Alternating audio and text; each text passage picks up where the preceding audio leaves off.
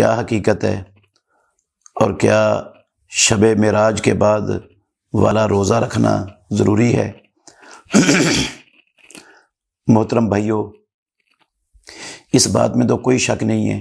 کہ اللہ مالک الملک نے اپنی قدرت کاملہ سے اپنے آخری نبی خاتم النبیین محمد الرسول اللہ صلی اللہ علیہ وسلم کو معراج کروایا ہے۔ مکہ سے لے کر بیت المقدس تک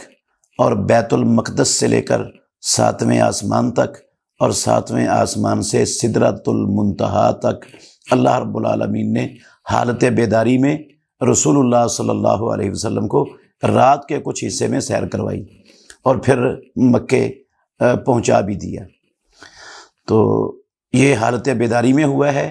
اور رسول اللہ صلی اللہ علیہ وسلم کو بہت ساری چیزیں مالک الملک نے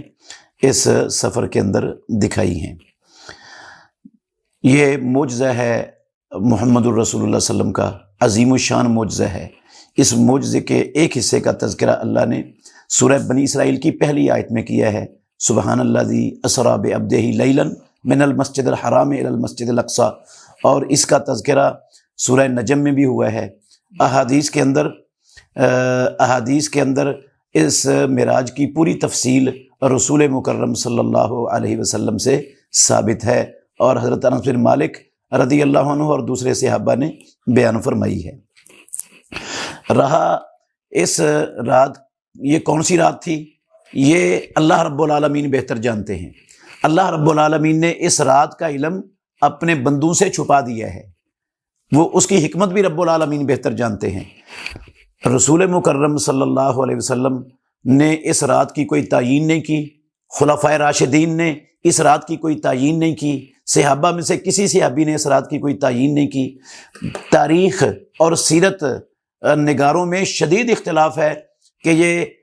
تاریخ میں بھی اختلاف ہے اور حتیٰ کہ مہینے میں بھی اختلاف ہے اور سال میں بھی اختلاف ہے کہ کس سال رسول اللہ صلی اللہ علیہ وسلم کو اللہ رب العالمین نے یہ معراج کا اور اسراء کا معجزہ عطا فرمایا ہے۔ تو یہ 27 رجب والی کوئی سند دنیا میں موجود نہیں ہے، یہ خام خواہ لوگوں نے اپنے پاس سے ہی بنا لیا بغیر کسی دلیل کے اور بغیر سند کے۔ معراج ہوا ہے، اس کا انکار نہیں ہے، بہت بڑی عظمت اللہ نے دی ہے محمد الرسول اللہ صلی اللہ علیہ وسلم کو، اس کا انکار نہیں ہے، لیکن وہ 27 تھی، 27 رجب کی رات تھی، اس کی دلیل کوئی نہیں ہے، نہ قرآن میں، نہ پیارے پیغمبر کی سنت اور حدیث میں، اور نہ صحابہ رضوان اللہ علیہم اجمعین کی زبان سے اس کا کہیں تصور اور نام و نشان بھی موجود ہے۔ باقی معراج ہوا ہے رسول اللہ صلی اللہ علیہ وسلم کو، اللہ کے نبی نے اس معراج کے بعد کبھی بھی معراج کی رات کو جاگ کر عبادت نہیں کی۔ ابو بکر صدیق رضی اللہ عنہ نے نہیں کی، فاروق اعظم نے نہیں کی، علی المرتضیٰ نے نہیں کی، عثمان غنی نے نہیں کی، طلحہ و زبیر نے نہیں کی، سعد و سعید نے نہیں کی، حسن و حسین رضی اللہ عنہما نے نہیں کی، کسی ایک صحابی نے بھی کوئی سپیشل عبادت نہیں کی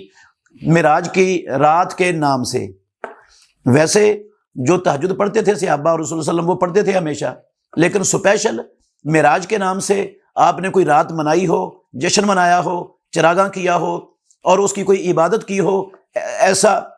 صحیح حدیث میں اور صحابہ کی زندگیوں میں کہیں وجود نہیں ہے۔ اور نہ ہی سپیشل شب معراج کے نام سے اگلے دن کا روزہ رکھنا رسول اللہ صلی اللہ علیہ وسلم سے ثابت ہے اور نہ ہی صحابہ سے ثابت ہے، کہیں بھی اس کا صحیح سند تو کجا کسی ضعیف سند کے اندر بھی، ضعیف حدیث کے اندر بھی اس کا وجود نہیں ہے۔ یہ کام اگر ثواب ہوتا، نیکی ہوتا، اللہ کے تقرب کا ذریعہ ہوتا اور اللہ کی عبادت ہوتی تو سب سے پہلے رسول اللہ صلی اللہ علیہ وسلم ضرور کرتے، صحابہ ضرور کرتے۔ اگر انہوں نے نہیں کیا تو یہ ہمیں اس سے گریز کرنا چاہیے، کیونکہ اسلام رسول اللہ صلی اللہ علیہ وسلم کی زندگی میں مکمل ہو گیا ہے، صحابہ نے اس پر عمل کیا ہے، جیسے صحابہ نے عمل کیا ہے ویسے ہم عمل کریں گے تو پھر اللہ کے ہاں وہ ہمارا عمل قبول ہوگا، ورنہ وہ عمل ہمارے منہ پر دے مارا جائے گا۔ بے شک وہ عمل اچھا ہے، عبادت کا عمل ہے، لیکن جو رسول اللہ صلی اللہ علیہ وسلم نے نہیں کیا، صحابہ نے نہیں کیا، جس کی رسول اللہ صلی اللہ علیہ وسلم نے اجازت نہیں دی، جس کی دلیل نہیں ہے، وہ ہم نہیں کر سکتے۔ میں ایک مثال دیتا ہوں، ہم نماز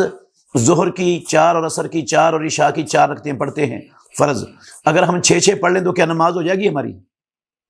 حالانکہ 6 رکعتیں پڑھنا غلط نہیں ہے۔ اسی طرح اذان جنازے میں اور عید الفطر عید الاضحیٰ میں رسول اللہ صلی اللہ علیہ وسلم سے ثابت نہیں ہے۔ اذان اچھا کام ہے، کہ اگر ہم ان موقعوں پر اذان دیں گے تو ثواب ملے گا؟ ثواب نہیں ملے گا، اس کا گناہ ملتا ہے، کیونکہ دین مکمل ہو گیا ہے۔ یہ طریقہ نہیں ہے رسول اللہ صلی اللہ علیہ وسلم کا، نہ صحابہ کا۔ تو جو کام نبی مکرم نے نہیں کیا، صحابہ نے نہیں کیا، ہمیں اس کو نیکی، ثواب، دین، اللہ کے تقرب کا ذریعہ سمجھ کر نہیں کرنا چاہیے۔ اسی کو بدعت کہا جاتا ہے، اور اس سے بندے کے اعمال کے ضائع ہونے کا خطرہ ہے۔